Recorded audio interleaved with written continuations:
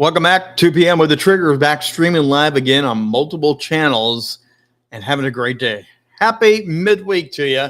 It's Wednesday. And of course, our brand promise here is always help you shine on camera, shine on stage, elevate you and your brand authority because you matter greatly. And how you leverage your brand is so important. And have you really thought too much about soft skills? The first question we're going to add today when we get into it is what the heck are soft skills? Because some people may not know what we're talking about. We have a great guest coming up here today on How to Rock, or on 2 p.m. with the Trigger. Tonight, we have a super guest on How to Rock the Stage. More about that in a little bit. But again, we would like to hear from you. Feel free. The chat box is open. You can ask questions and dive into this. And we are going to get into a wonderful conversation with an author, speaker, influencer. But interesting, he comes out of the construction industry. Now, I don't think I've ever had anyone so far that's been in this industry on the show. So Dennis Doran, we're going to welcome him in right now. Welcome to 2 p.m. Live with the Trigger, Dennis. Trigger, thanks very much. I'm glad to be here, even though I'm coming from the construction industry. So there you have it. Don't think I've ever got into it. And well, no, really, once before we did. But I've never gotten into the idea of soft skills. I kind of assume everyone knows what soft skills are. Why did you pick soft skills to talk about when you're in the other industry that you're in? Yeah. Well, that's a very good question. And the short answer is because a lot of people don't know what soft skills are. They have different ideas. The folks that are a little less receptive to thinking and learning about important aspects of human behavior just kind of shoo and say, well, soft skills, we don't need those soft skills, particularly in the construction industry, where everything is about, toughness, hardness, just get the job done. That's the historical culture of construction. But construction is just another service business. Again, every enterprise that has as its design to produce results in the commercial world, we call them profits, are all people service organizations. Doesn't matter what your product is, doesn't matter what your service is. We're in the people business. Construction is no different than that. However, again, historically, the culture is this toughness. It's a very male-dominated industry to this day. Things are changing, but not fast enough. But so, in that industry, when I first started talking about soft skills, I said, what? Soft skills? So then I explained it quite simply. I said, soft skills aren't really skills. What they are your behaviors, your qualities, your attributes, a manifestation of your personal values as a person. And then how you go about letting people understand more about who you are through your words and your actions is how soft skills become something which can make a huge difference in relationships at all levels of all types in all settings. So when you explain that, what was the reaction to people in your industry of like, Dennis, why the heck are you talking about soft skills? We don't need that. We just need tools and more power, right? Well, yeah, and the thing is, what I say to them is, first of all, that soft skills are really tools for you to use. Again, if you're described and known to people as a person who is trustworthy, which is an example of a soft skill, that has many implications which are positive, which indicates that you've done something over an extended period of time with another human being to allow them to reach a place where they say, you know what, I trust Dennis. He is trustworthy. And that says legions about any person. Again, in the construction industry, there's this cultural belief that contractors are out to do harm to their owners, try to make more money than they deserve, et cetera, none of which is largely correct, but that's still how it's viewed. So the first thing is to give them an idea about what words describe your soft skills, your qualities. And when they begin to get a handle on that, it's not as difficult as it seems. What is challenging is for them, for anybody really, when I talk about soft skills. Again, construction industry is just an industry. I've talked to other industries as well and other folks at various levels and organizations. And so the bridge they have to cross is to recognize that they may not be able to name their soft skills. They may not be able to say to themselves, you know what, now that I understand what soft skills are, well, mine are this, this, this, and this. Well, which is really good because Jan chimed in and says, people matter. That was one of her first comments. But now she just beamed in with the idea of trustworthiness. Is that a soft skill? And if so, what are other soft skills that we should be looking at? Yeah. Well, I mean, there are many, many, many words that describe soft skills. Trustworthy happens to be the number one answer in a survey that I did in the book that I wrote that published in 2019. Oh, look, I'm getting a little plug on my book. How did I do that? But in the book, I surveyed about 60 or 70 individuals in the construction industry, and I asked them to take a list of probably about 50 or 60 words that constituted a soft skill or a behavior characteristic attribute, and to force rank them. And what we came up with was the number one soft skill was trustworthy. Amazing that Jan got it right. So bonus points Jan's for right. Jan. Jan's right. Jan gets the door prize. And there were others. There were, I came up with a list of 20. I distilled it down to 20. And other soft skills examples. You can take trustworthy, which really that's kind of an umbrella because trustworthy, in order to reach that point, you have to be honest. You have to be ethical. You have to be someone who is dependable. So again, those are all soft skills. Now, how do the people that you interact with every day, how do they understand what your soft skills are? And the short answer to that is they understand it based on how you behave, what your actions are, and what your words are. So a lot of people say, how about, are you really talking about people skills, communication skills? Yes, and yes. But then I leap into to saying about communication, that is an important, valuable, I use the term core competence.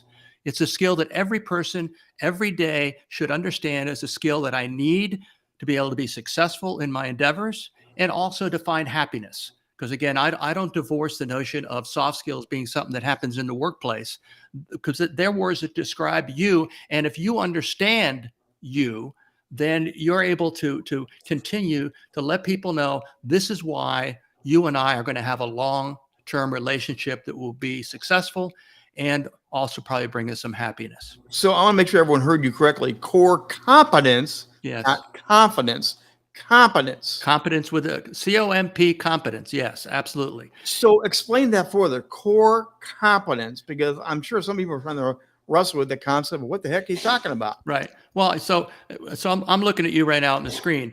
I can't, other than the short conversation we had, I could not name what your soft skills might be because I don't know you yet. And the way you get to know people is you communicate with them. And again, the way they get to learn about me is by the words I say and the actions I take. And in the business world, your words and your actions are what produce the ability for someone to describe you as a person who has integrity.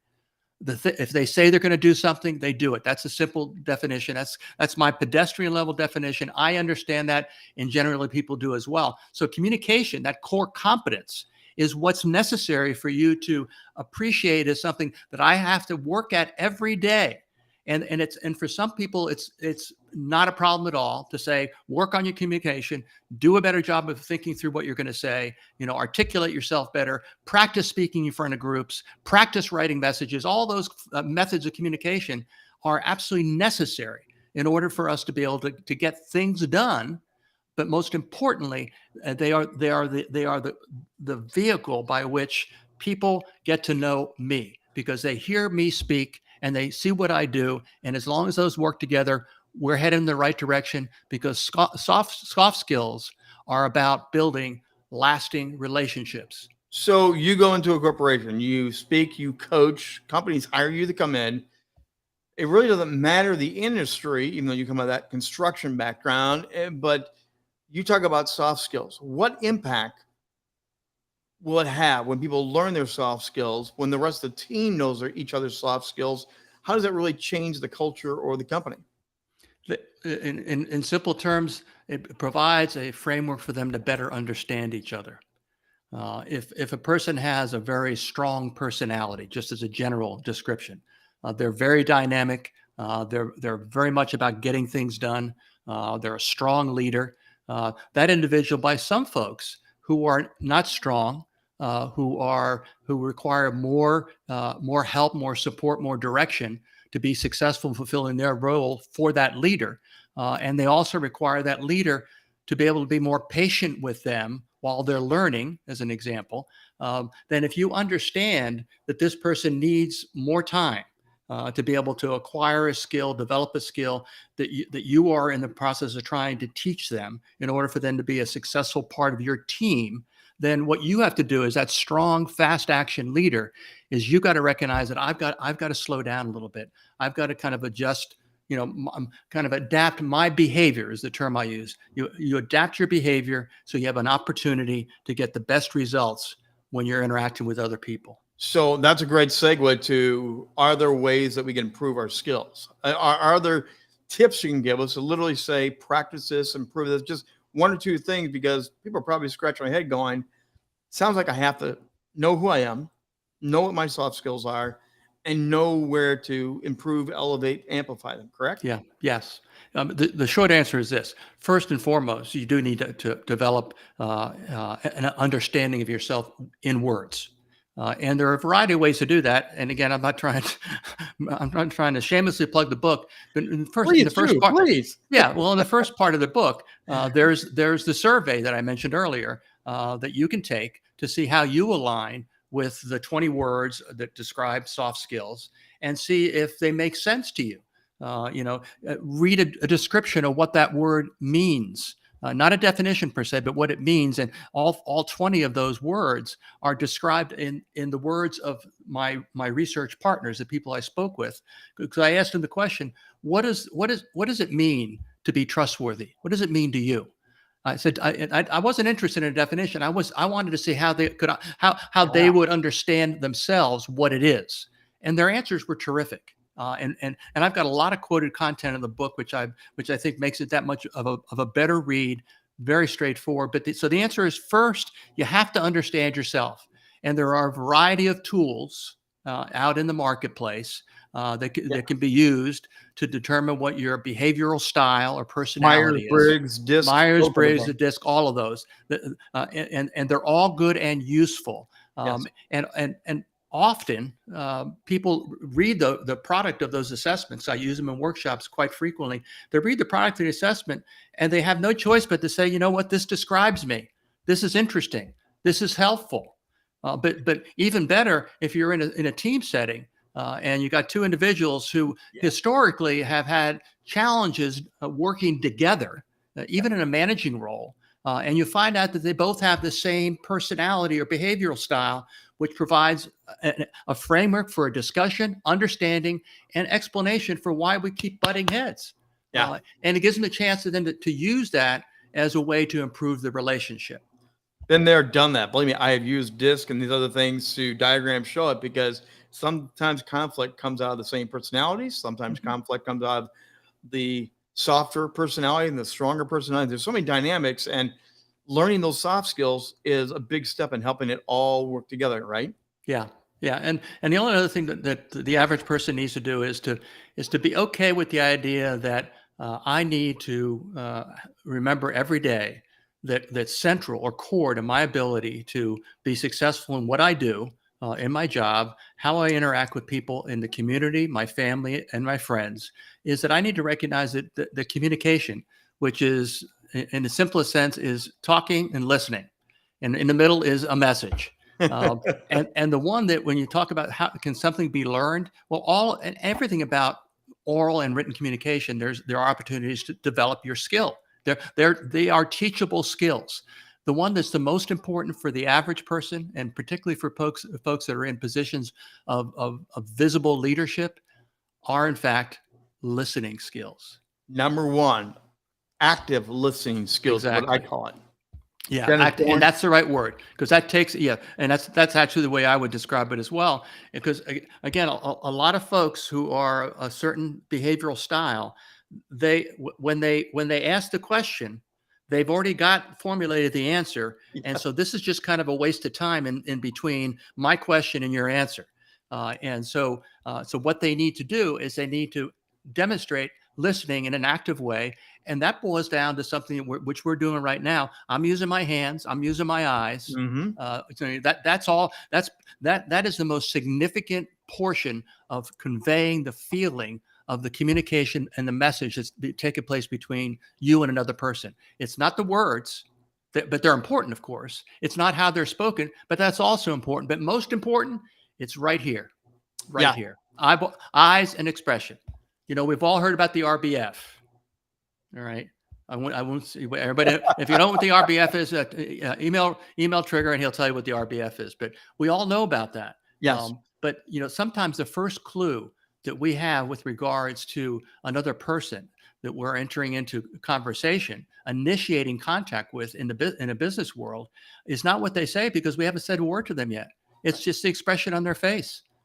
Learning to read body language is so important. By the way, you have a podcast that talks all about this stuff and more. Here's a QR code. Scan the QR code, and you're going to go to what, Dennis? It's a Soft as Steel podcast. It drops weekly on Tuesdays.